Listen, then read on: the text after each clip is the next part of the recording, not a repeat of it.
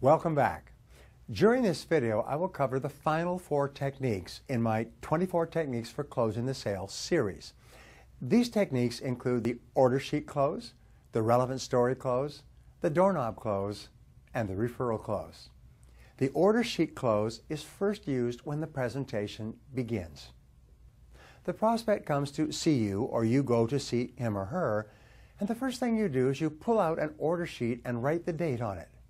From then on, whenever the prospect says anything about the product or service, you write it on the order sheet. Now, the prospect may try to stop you by saying, well, wait a minute, don't write anything down. I'm not buying anything today. I'm just looking. And you reply, I understand, but I have a terrible memory for details, so I like to write everything down. And if you don't buy anything today, we'll just throw it away, okay? And you just keep writing on the order sheet.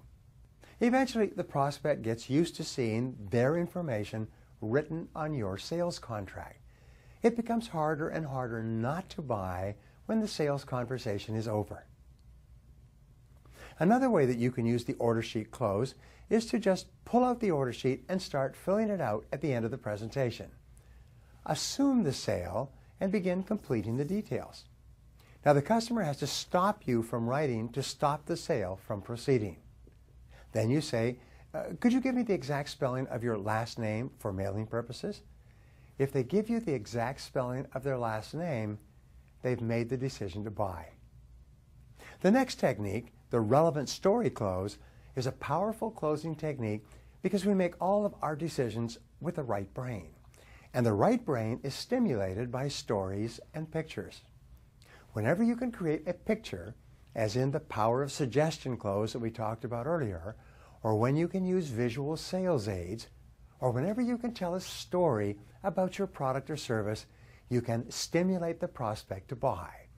People will remember a story about a product or service for years, but they will forget all the technical details in 10 minutes.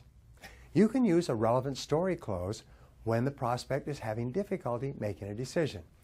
You can use it in the middle of a presentation as well. You can tell a relevant story about another prospect who is hesitating about buying this product or service, and they finally decided to do it. And then explain how happy they are today that they bought it, especially if it costs a little bit more than the competition. The next technique is called the doorknob close. You use this close when you have almost lost the sale. You've made your presentation, you've given it your best shot, the prospect has resisted, the prospect still has that one major issue, that one major objection, and they're not telling you because they know if they tell you, you're going to answer it and make the sale. You've said everything you can think of. Is it the money that you're concerned about? How far apart are we? What do we have to do to make a deal today? But the prospect keeps saying, no, I'm not sure, I want to think it over. But he won't tell you what it is that's stopping him from buying. You know that he can afford it, and that he likes it, and he wants it, and so on. Finally, you say, Mr. Prospect, thank you very much for your time. I know how busy you are, and I appreciate your talking to me. I'll be on my way now. You close your briefcase, get to your feet, and go to the door. And as you get to the door, you put your hand on the doorknob. At this moment, the prospect begins immediately to think about what he is going to do as soon as you leave. His sales resistance drops. Then you turn around and say, oh, by the way, just before I go, I was wondering about something. I know that you're not going to buy anything today, but I wonder if you could just help me with my sales presentation. Could you tell me what was the real reason that you didn't buy today? Often the prospect will say, well, I'll tell you, the real reason was this. At that point, you take your hand off the doorknob and you go back in and sit down. You open your briefcase and you say, Mr. Prospect, I'm so glad you told me that. That's my fault. Obviously, I didn't explain that part of our offering to you. May I go over that point just one more time? Now you have the key reason for not buying, and if you can answer it effectively, you can close 50% or more of these lost sales. The last closing technique in this series is called the referral close. And the basic rule is this. You should never leave a prospect or a purchaser without at least 2 referrals to other interested parties. When you finish speaking to a prospect or a client, whether he buys or not, there are a variety of ways to get referrals. For example, you can say, Mr. Prospect, I know that you're not in a position to make a decision today, but could you give me the names of 2 or 3 other people who you think may be able to take advantage of this offer? Now, this is a form of the alternative close. Give him a choice between 2 or 3 referrals. The prospect will almost always pick 2 because it's easier. He will say, well, yes, I can give you a couple of names, and he'll give you the names. The prospect will always give you the first names that pop into his mind, people that he knows the best. These will be the names of people that he's very familiar with, people that he works with or associates with. You then say, Mr. Prospect, would you happen to have their phone numbers handy? They will usually have the phone numbers nearby. Now you've closed on the phone numbers. Then you ask, which of these prospects should I call first? You are using another alternative close. And he will probably say, well, call Bill first. Now he has answered affirmatively to 4 questions in a row. You then ask, Mr. Prospect, would you call Bill right now and tell him that I'm coming over? By this time, the prospect will say, well, sure. He will pick up the phone, call Bill, and then send you over to see Bill or whoever it happens to be.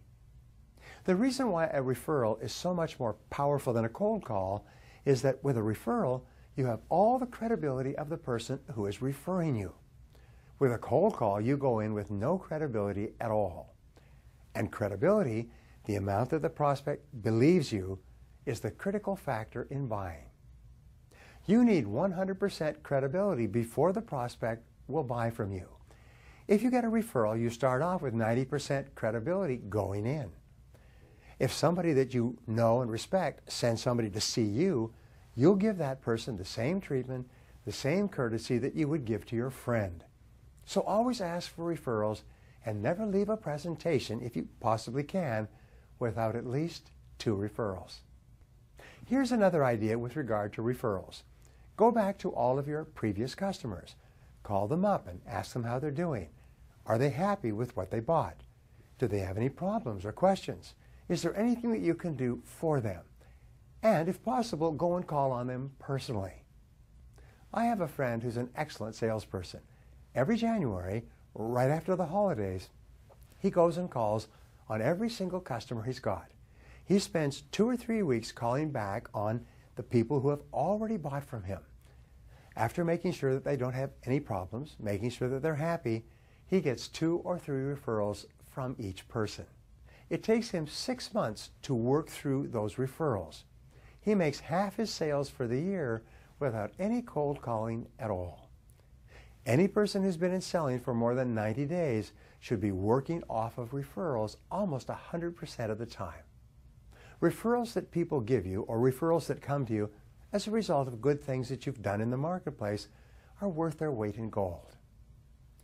Now, the 24 techniques that I've shared with you in this series are the best closing techniques of all time. They are vital sales tools, and they have to be mastered through study and practice.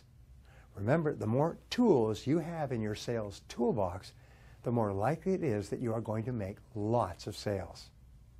For some fields of selling, you'll only need 2 or 3 closing techniques, and you'll use these all the time. But the more closing techniques that you know, the more competent you will become at closing. And here's a final piece of advice that's helped me dramatically when I started my career, and it's simply this. Use throwaway presentations to develop your sales closing skills. Whenever you get into a presentation with a person who you know is not going to buy, and you know you have nothing to lose, throw the whole book at them. Try out every closing technique and every qualifying technique and every objection answering technique that you can think of. You only really learn sales techniques by using them face to face with a live prospect. When you meet a person who's not going to buy, develop your skills by using them all with that person. In these throwaway presentations where you just sit in there and work away until you literally get thrown out, you will learn more and faster about how to close good prospects than in any other way. The key to sales success is to act boldly and to close boldly. In other words, ask for the order boldly and with complete confidence. Ask it like you confidently expect the other person to buy. Ask as though it were impossible to fail. Ask the closing question like it is inconceivable to you that the person could say anything but yes. And practice your voice. Practice your tone. Make sure that you look like $1 million. Make sure that your voice is strong and bold and clear when you ask. Speak strongly. Ask as though you expect the person to say yes. To be a great sales closer, you also must be enthusiastic. You must love your product. You must believe in your product. You must have confident expectations, and you must persist. Persistence is to the character of man and woman as carbon is to steel. If you will persist, if you will keep on keeping on, no matter how many times people tell you no, you must and will eventually succeed. No matter how many doors you knock on, no matter how many times you get turned down, if you will keep persisting and persisting and persisting, you will succeed and you will become one of the great salespeople of your generation.